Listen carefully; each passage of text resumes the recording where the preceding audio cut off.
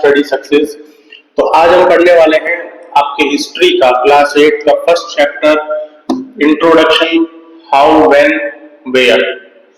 ये हमें ये बताएगा कि हम हिस्ट्री में डेट्स हमारे लिए क्या इंपॉर्टेंट है, कैसे ब्रिटिशर्स डेट्स को इतना महत्व देते थे। तो ये हम एक वन शॉट रिवीजन में इस चैप्टर में पढ़ने वाले हैं।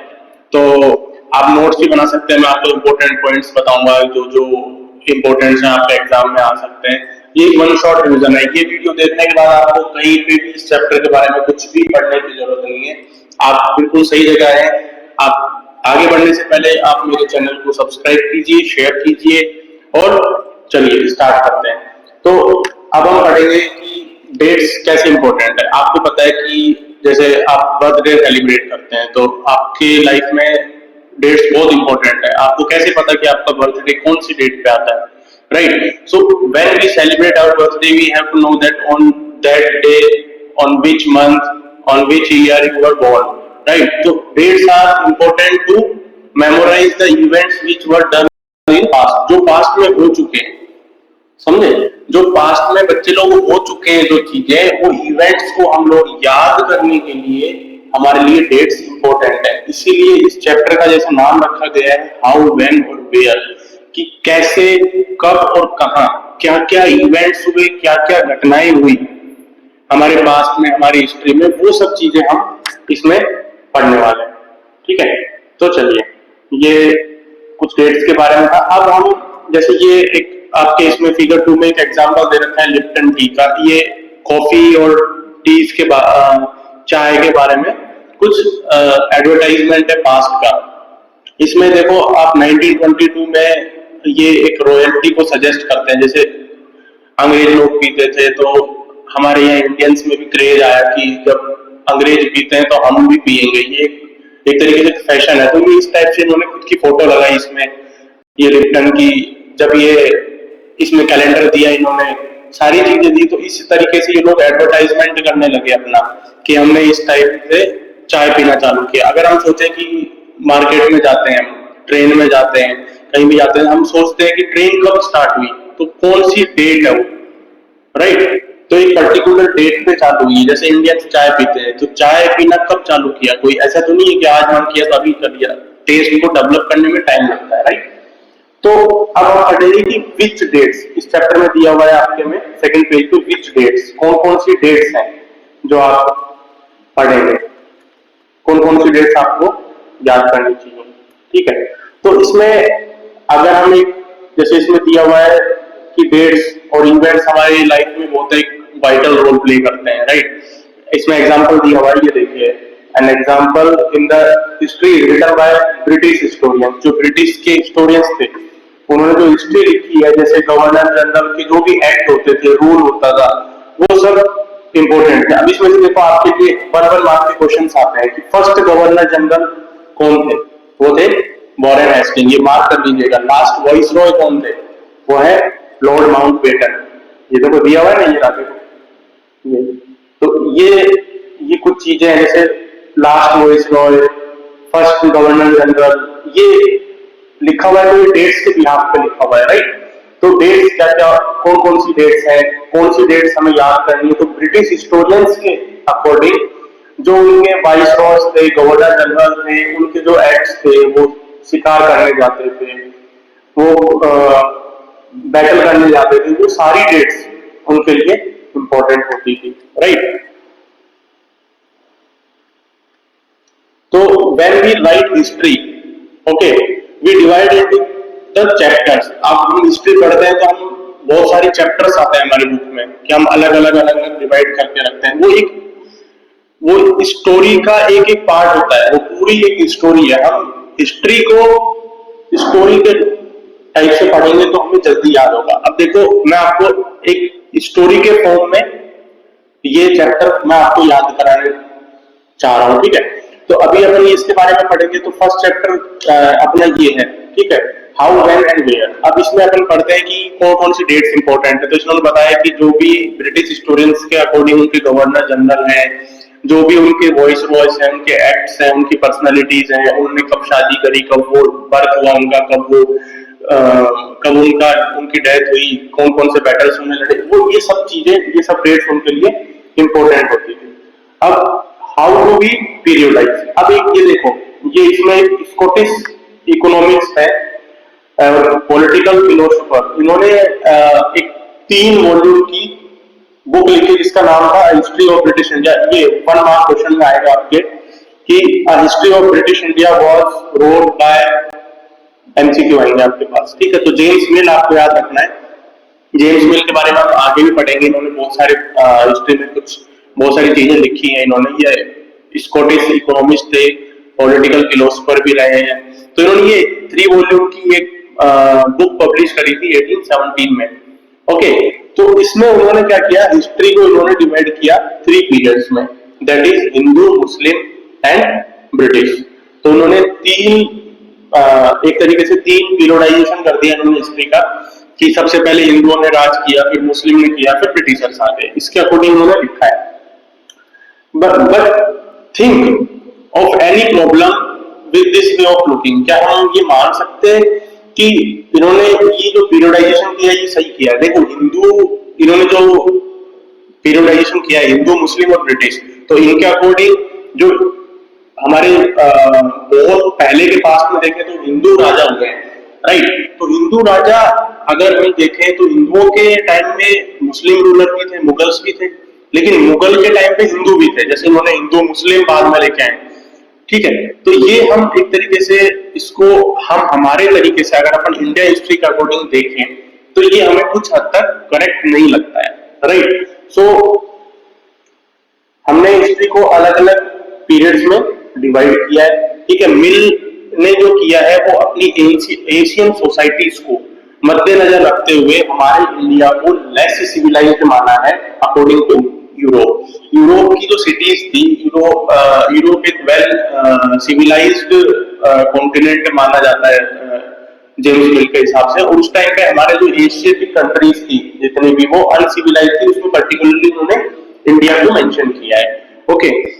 सो when Britishers, according to Mill, when Britishers मतलब जब मिल आए और उन्होंने ये सब चीजें लिखी हैं ब्रिटिशर्स के बारे में, तो उनका कहना ये है कि जब ब्रिटिश हमारे इंडिया में आए तो हमारा जो भी हमारी इकोनॉमी है वो सिविलाइज हुई है, हमारे लोग हैं, जैसे कुछ हद तक है, जैसे इक्वालिटी है, उन्होंने बोला है कि इक्वालिटी पहले नहीं होती, जैसे शुद्राज है, ये सब चीजें मानते थे रूलर्स, हमारे जो राजा लोग हैं। लेकिन ब्रिटिशर्स के आने के बाद उन्होंने एक समान कर दिया, but this is not enough. Like क्या एक्चुअल में इक्वालिटी थी? नहीं। क्यों? क्योंकि देखो, ब्रिटिशर्स अपने आप को हमसे ऊपर मानते थे, तो वो इक्वालिटी कहाँ हुई? वो इक्वालिटी नहीं है, राइट। सो मिल ने ये सब चीजें लिखी हैं जो कुछ हद तक सही है, कुछ हद तक हमारी इंडियन हिस्ट्री के अकॉर्डिंग हम सही नहीं मानते हैं, okay. So, moving away from British classification, historians have usually divided Indian history. अगर हम ब्रिटिश क्लासिफिकेशन जिस तरीके से जैसे जेम्स मिल ने किया या ब्रिटिशर्स ने किया, उसके अलावा अगर हम आते हैं तो कुछ हिस्टोरियंस जो है हमारी इंडियन हिस्ट्री को ancient, medieval and modern history में डिवाइड करते हैं, जो कि आपने कहीं ना कहीं पढ़ा होगा कि एंशिएंट हिस्ट्री है, मेडाइवल हिस्ट्री है, मॉडर्न हिस्ट्री है। देखो, इस डिवीजन में कुछ प्रॉब्लम्स हैं। देखो, इसमें क्या होता है कि ये जो पीरियडाइजेशन है ये हमारा वेस्ट से आया है, राइट। कुछ जैसे हमने वेस्ट के कुछ कल्चर्स को अडॉप्ट किया है, कुछ ट्रेडिशन को अडॉप्ट किया है। तो इसमें क्या है कि देखो, मॉडर्न हिस्ट्री में इन्होंने क्या किया है, मॉडर्न पीरियड को कैसे एसोसिएट किया है, इन्होंने किया है जैसे साइंस हमने अडॉप्ट करी है, अंग्रेजों के आने के बाद में हमने साइंस सीखी है, रीजन सीखा है, डेमोक्रेसी सीखी है, लिबर्टी सीखी है, इक्वालिटी सीखी है। बट जैसे सेम मैंने आपको बताया कि इक्वालिटी, इन्होंने बोला कि इक्वालिटी है, but they kept themselves above the Indian society always. So it is not like up to that type of division which doesn't have problems. It too has problems. So in medieval, that was a term described for a society for where modernity does not exist. Okay, medieval was a term. Listen again. Medieval was a term used to describe a society where these features of modern society does not exist, like which which modern society features science, reason, democracy, and liberty. According to historians, before Britishers, these all things, science, reason, democracy, liberty, and equality, was not there in Indian society. Okay, so now you will see in this book that under British rule, people did not have equality. They didn't have freedom. They have to work under Britishers. They didn't have freedom to move and freedom to act anything. Okay, and there is no liberty was there. So nor was the period one of economic growth and progress. See, इन्होंने अगर हमें uncivilised बोला है तो देखो हमारे यहाँ पे उससे पहले भी बहुत सारी सिविलाइजेशंस थी अंग्रेजों से पहले भी. हम लोग कुछ हद तक डेवलप्ड थे. हाँ, मानते हैं इक्वालिटी नहीं थी, कुछ हद तक उन्होंने इक्वालिटी किया है, लेकिन प्रॉपर जो इक्वालिटी जिसको हम बोलते हैं आज के टाइम में, वो इक्वालिटी अंग्रेजों के आने के बाद जो कि उन्होंने मॉडर्न हिस्ट्री नाम दिया है वो जस्टिफाइड नहीं था.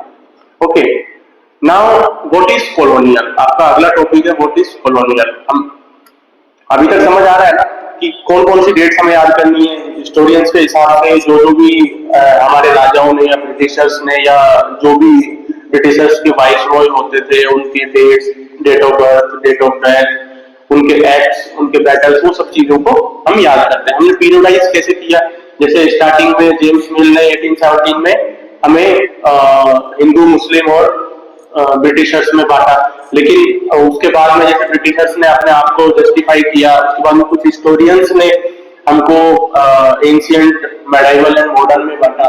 बट कुछ ना कुछ ड्रॉबैक्स हर चीज के होते हैं एक प्रॉपरली, लेकिन हम लोग अभी भी जो फॉलो कर रहे हैं, जो हिस्ट्री पढ़ रहे हैं, वो है ancient, medieval and modern history. Understood. Now we will learn about colonial. Now many historians refers to this period as colonial. Which period? That is modern period. Okay. So in this book you will read about the British came to conquer the country and establish their rule, subjugating the local nawabs and rajas. तो इसका मतलब क्या है? Britishers आए अपने अपने India है उसकी टेरिटरी को कब्जे में करने, उस पर रूल करने. जो हमारे राजा और नवाब थे उनको उनकी टेरिटरी को खुद के अंडर करके उनको सब्जेक्ट करने का मतलब यही होता है कि अपना रूल जो है खुद के अंडर में हमारे राजा और नवाब को काम करवाना. ओके, तो ये सब चीजें उन्होंने क्या किया, हमारी इकोनॉमी, सोसाइटी और हमारा जो भी रेवेन्यू था वो सब खुद के अंडर करने की कोशिश की, जिससे वो खुद का एक्सपेंसेस वगैरह, क्योंकि हम आगे पढ़ेंगे जब ईस्ट इंडिया कंपनी के बारे में पढ़ेंगे तो ये पूरा हम आगे पढ़ेंगे. अब देखो इसमें एक लास्ट लाइन दी हुई कि ये आपको वन मार्क में क्वेश्चन आ सकता है कि अपनी हिस्ट्री जो आप बुक पढ़ रहे हैं, our past in the plural, ये नाम कैसे पढ़ा. इसमें देखो हाउएवर, ये लास्ट वाला जो मैं हाईलाइट कर रहा हूं इसको एक बार आप देख लीजिएगा. ये देखो, find that all the classes and groups did not experience these changes in the same way. ठीक है, सारी क्लासेस, सभी ग्रुप्स इसको एक ही तरीके से एक्सपीरियंस नहीं कर रहे थे. सबको कुछ ना कुछ अलग अलग, देखो सभी तो इक्वल नहीं है, किसी को कोई प्रॉब्लम हो सकती है, किसी को कोई प्रॉब्लम हो सकती है. तो this is why the book is called our past in the plural.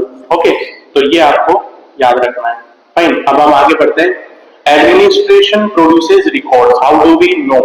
ठीक है, अब हमें कैसे पता कि 250 साल पहले इंडियन हिस्ट्री में ये चीजें हुई है हमारे को, जैसा जो हम आज पढ़ रहे हैं. फाइन, तो देखो आपके मन में क्वेश्चन आता है कि किसने लिखी है, ये हम क्यों पढ़ रहे हैं, कैसे हमको पता लगा, क्या क्या चीजें होती है. तो राइट, तो देखो इसमें क्या होता है. अब देखो एडमिनिस्ट्रेशन प्रोड्यूसेस रिकॉर्ड. जो ब्रिटिशर्स होते थे वो बिलीव करते थे एक्ट ऑफ राइटिंग में. वो जो भी काम करते थे, लाइक कहीं पे भी जाना है, कहीं शिकार पे जाना है, कोई बैटल में जाना है, किसी के पार्टीज में जाना है, या कोई भी रिटर्न वर्क करते थे वो, तो वो सारी चीजें, चाहे वो रिटर्न वर्क हो, चाहे वो फील्ड का वर्क हो, चाहे कुछ भी हो, वो एक एडमिनिस्ट्रेशन को बिलीव करते थे जिसमें एक एक चीज उनका एक्ट, एक एक एक्ट उनका रिटर्न है. वहां पे जो हम पास पढ़ रहे हैं वो सारी चीजें कहीं ना कहीं रिटर्न है. अब ये कहाँ पे रिटर्न है, कौन कौन से इंस्टीट्यूशन है. जैसे ब्रिटिशर्स ने कुछ रिकॉर्ड रूम सेटअप करे, उसमें क्या क्या होता है, उसमें उन्होंने क्या किया, जैसे वो प्रिजर्व किए केयरफुली. कहाँ पे किए, जैसे विलेजेस में तहसीलदार ऑफिस में किए, कलेक्ट्रेट में किए, कमिश्नर्स ऑफिस में उन्होंने सेव किया इन चीजों को, प्रोविजनल सेक्रेटरीज में किया, लॉ कोर्ट्स में, all had there record room, कई सभी के पास अपने रिकॉर्ड रूम्स थे जिनमें कि अपना अपना इन्होंने रिकॉर्ड वहां पे जमा कराया और सेव किया। उनके बाद इन्होंने आर्काइव्स और म्यूजियम्स भी एस्टेब्लिश किए कुछ इंपॉर्टेंट रिकॉर्ड्स रखने के लिए। ठीक है, अब लेटर एंड मेमो, जो भी लेटर होता था, जैसे यहाँ से पहले ये व्हाट्सएप टेलीग्राम ईमेल तो था नहीं उस टाइम पे, तो लेटर और मेमो जो एक जगह से दूसरी जगह, जैसे मद्रास से बंगाल जाना था या बेंगलोर से मद्रास आना था, वो सब चीजें उन्होंने क्या किया कि अर्ली 90s जो 19th सेंचुरी थी उसमें इन्होंने क्या किया, आर्काइव्स में इन्होंने किया। अब उसमें जैसे कि इस पे क्या होता है कि डिस्ट्रिक्ट ऑफिशियल प्रिपेयर करते हैं, कुछ नोट्स हैं कुछ भी है, तो उनके बाद में ये लोग कुछ गलत हुआ किसी से, अगर सपोज कीजिए कि अब ब्रिटिशर्स ने मद्रास से बंगाल में कुछ भेजा, कोई भी ऑर्डर भेजा, वहां पे उन्होंने वो ऑर्डर फॉलो नहीं किया, तो वो लोग क्या करते थे कि वो ऑर्डर को आर्काइव्स में सेव रखते थे कि कल को अगर ये नहीं बोले बंगाल वालों ने ऑर्डर फॉलो नहीं किया और वो बोले कि हमको तो कुछ मिला ही नहीं, तो वो लेटर वहां पे प्रिजर्व रहता था कि जिससे कि वो आगे डिबेट कर सके कुछ भी, मतलब एक बोलते हैं ना कि वो कि भाई इसके तौर पे हम आपको कोई भी सजा सुना सकते हैं। ठीक है, तो एक सबूत होता था उनके पास कि हमने ये एक्ट किया है, तो इसका हमारे पास रिटर्न में एक प्रूफ है। ओके, तो इन अर्ली 19th सेंचुरी जो कैलीग्राफिस्ट होता है, कैलीग्राफिस्ट इसको बोलता है जिनकी सुंदर सुंदर हैंड राइटिंग होती है, जो बहुत अच्छा अच्छा लिखते हैं। ठीक है, ये देखो ये इसमें लिखा हुआ है यहाँ पे, इन अर्ली 19th सेंचुरी ये कैलीग्राफिस्ट है यहाँ पे। ठीक है, जो अच्छी अच्छी हैंड राइटिंग में ये सारी चीजों को कॉपी करते थे और ये लोग प्रिजर्व करते थे। ठीक है, और ये देखो अब इसमें अगला है, ये जो फोटो आ रही है आपके पास, इसमें फिगर 4 में देखना, national archives of India came up in 1920। अब 1920 में ये आपका, ये भी आपका 1 मार्क का क्वेश्चन आ सकता है, the national archives of India came up in which year. Okay, तो दैट इज 1920। ये आप एक बार गो थ्रू कर लीजिएगा, इसमें ये नीचे पूरा लिखा हुआ है इनके अकॉर्डिंग क्या क्या होता था, क्या क्या है सारा। ठीक है, अब इसमें एडमिनिस्ट्रेशन जो रिपोर्ट प्रोड्यूस कर रहा है, उसके बाद में क्या हुआ, सर्वे बिकेम इम्पोर्टेंट। अब जैसे अंग्रेज आए हमारी टेरिटरी में, हमको सब्जेक्ट करने, राइट, हमारे ऊपर रूल करने, तो उनके लिए सर्वे इम्पोर्टेंट क्यों हुए? देखो, ब्रिटिशर्स बिलीव करते थे कि हमें रूल करने से पहले कंट्री को थोड़ा सा जानना चाहिए कि कैसे हम इस पे इफेक्टिव एडमिनिस्ट्रेशन चला सकते हैं। ठीक है, कैसे हम इस पे अच्छे से रूल कर सकते हैं, तो क्या क्या यहाँ की जलवायु है, कैसे कैसे यहाँ पे एनिमल्स रहते हैं, क्या क्या यहाँ पे खेती हो सकती है, किस टाइप के लोग हैं, किस टाइप का रेवेन्यू जनरेट कर रहे हैं। ठीक है, ये सब चीजों को उन्होंने सर्वे कराया। अब देखो आपको ये जो पैरा है, इसमें आपको यही सब देखने को मिलेगा। देखो इसमें क्या है, अर्ली 19th सेंचुरी में डिटेल सर्वे कराया उन्होंने, मैप ऑफ एंटायर कंट्री, पूरी कंट्री का। ठीक है, उसके बाद में इन्होंने क्या किया, ये देखो रेवेन्यू सर्वे और कंडक्टेड, क्या क्या रेवेन्यूज हैं विलेजर्स के। ठीक है, टोपोग्राफी कैसी है, सोइल क्वालिटी कैसी है, फ्लोरा फौना कैसा है, जो जानवर है, पेड़ पौधे कैसे हैं। ठीक है, अब इसमें क्रॉपिंग पैटर्न क्या क्या हो सकता है। हाँ, दूसरा इन्होंने देखो सेंसस जो हम पढ़ रहे हैं कि इकोनॉमिक्स में भी आप पढ़ते हैं, अभी जनगणना जिसको बोलते हैं, कि लास्ट अभी हुआ था